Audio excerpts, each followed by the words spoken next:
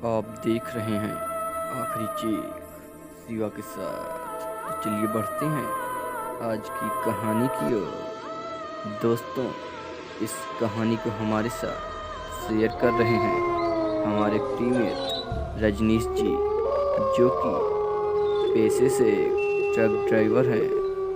यह बात उस समय की है जब मैं नया नया ट्रक ड्राइवर बना था।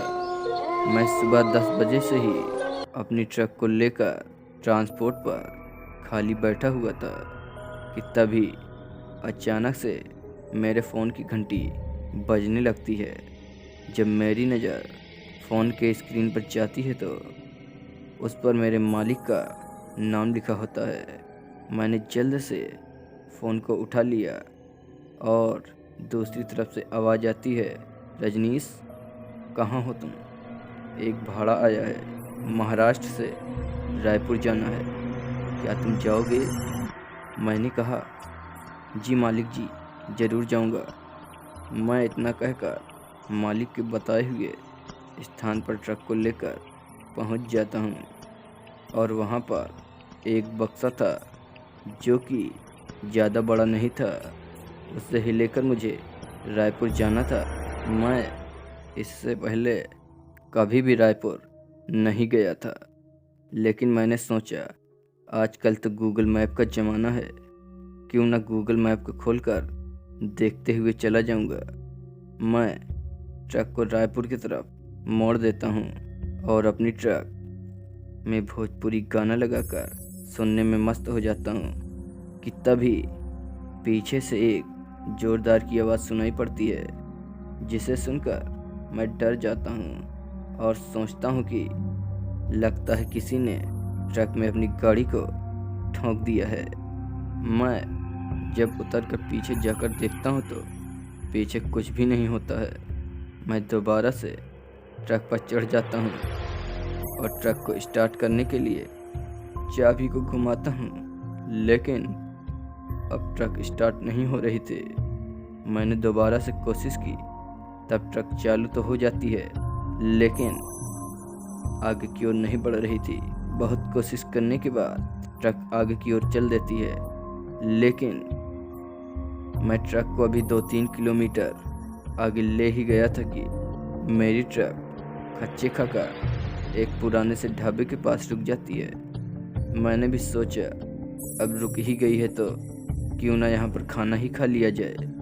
मैं ट्रक को छोड़कर खाना खाने के लिए उस ढाबे पर जाता हूँ तो ढाबे के ऊपर एक बोर्ड पर लिखा होता है, नादेड़ ढाबा।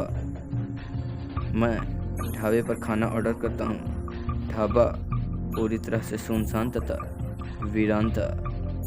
अंदर से एक बूढ़ा व्यक्ति खाना लेकर आता है। मैंने सोचा कि क्यों ना दद्दू से पूछ लूँ रायपुर जाने के लिए कौन सा रास्ता है, और बूढ़े से मैं कहता हूँ, दद्दू, ये रायपुर जाने के लिए कौन सा रास्ता है? दद्दू रायपुर का नाम सुनते ही घबरा जाता है और बोलता है, बेटा, रात को जाना उचित नहीं है, सुबह चले जाना। मैंने कहा, क्यों, क्या वहाँ पर कोई चुड़ैल रहती है? बुढ़े ने कहा, ऐसा ही समझो, नांदेड़ से 4 किलोमीटर पहले क्या तुम्हारी ट्रक रुकी थी? ट्रक में कोई आवाज़ आई थी? मैंने कहा, हाँ। तब उस बूढ़े ने कहा, क्या तुम्हारी गाड़ी बंद हो गई थी? मैंने कहा, हाँ। लेकिन मैं अपने मन में सोचता हूँ कि यह सब इस बूढ़े को कैसे पता है। मैं उससे पूछता हूँ, दद्दू, ये सब आपको कैसे पता? तब बूढ़ा बोलता है, इसके आगे से 2 रास्ते हैं, एक नांदेड़ की ओर जाता है जो कि नांदेड़ होकर रायपुर जाता है, जो जल्द पहुंचेगा, लेकिन दूसरा रास्ता बाईं ओर से सीधा रायपुर की ओर जाता है। और बेटा, रास्ते में कोई भी रोके तो रुकना मत, क्योंकि वहाँ पर प्यासी आत्माओं का बसेरा रहता है, जो कि लोगों को अपने वश में करके उनका खून पीती है। ट्रक को स्टार्ट करके अब मैं चल चुका था अभी थोड़ी ही दूर चला था कि मेरे फ़ोन की बैटरी अपने आप डाउन हो जाती है और अब मैप भी नहीं दिखाई पड़ रहा था। अब थोड़ा और चलने पर मेरे सामने वे दोनों रास्ते आ चुके थे। मैं अब भूल चुका था कि मुझे कौन से रास्ते से जाना है। मैं नांदेड़ वाले रास्ते की ओर ट्रक को मोड़ देता हूँ और अभी उस रास्ते से 2-3 किलोमीटर अंदर ही गया था कि मेरे ट्रक के सामने दो औरतें रोती हुई आ जाती हैं और मैंने भी बिना सोचे समझे अपनी ट्रक को वहीं पर रोक दिया। वे दोनों मुझसे मदद मांगने लगती हैं और बोलती हैं कि मुझे आगे तक छोड़ दो। मैं उन दोनों औरतों को अपनी ट्रक में बैठा लेता हूँ, लेकिन अब मुझे याद आता है कि उस बूढ़े ने कहा था ट्रक को कहीं मत रोकना।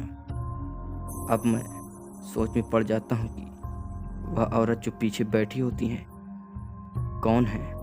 मेरे इतना सोचने से पहले ही अब वे औरतें गुर्राने लगती हैं। मैं डर जाता हूँ और डर के मारे धीरे से पीछे देखने के लिए अपनी ट्रक का रियर व्यू सीधा करता हूँ तो मैं जो देखता हूँ वो मेरे समझ से बहुत परे होता है और मैं उसे देखते ही डर के मारे कांपने लगता हूँ, क्योंकि वहाँ पर कोई औरत नहीं बल्कि दो सिरकटी लाश होती है। मैं यह सब देखकर डर के मारे इधर उधर देखने लगता हूँ कि तभी मेरे बगल में दो सर आकर नाचने लगते हैं जो कि मेरी ओर देख रहे होते हैं। लेकिन मुझे उस बूढ़े की बात याद होती है कि किसी की आंख में देखना मत, नहीं तो वह तुम्हें वश में कर लेगी। मैं डर कर भी बिना डरे ट्रक को चला रहा था, क्योंकि अगर मैं डर जाता तो मेरी मौत निश्चित थी। मैं ट्रक को चलाते चलाते थोड़ी देर बाद हाईवे पर पहुंच जाता हूं और मैं जब पीछे मुड़कर देखता हूं तो वे दोनों सिरकटी लाश गायब हो चुकी थी और वे सर भी। मैं उस दिन मौत को इतने करीब से देखकर पूरी तरह से कांप गया था। मैंने उसी दिन के बाद बिना जाने किसी भी रास्ते पर अपनी ट्रक को चलाने के लिए मंजूरी नहीं दी और मैंने ट्रक को चलाना ही छोड़ दिया था। दोस्तों, अगर आपको हमारी कहानी पसंद आए तो हमारे चैनल को सब्सक्राइब करें। धन्यवाद।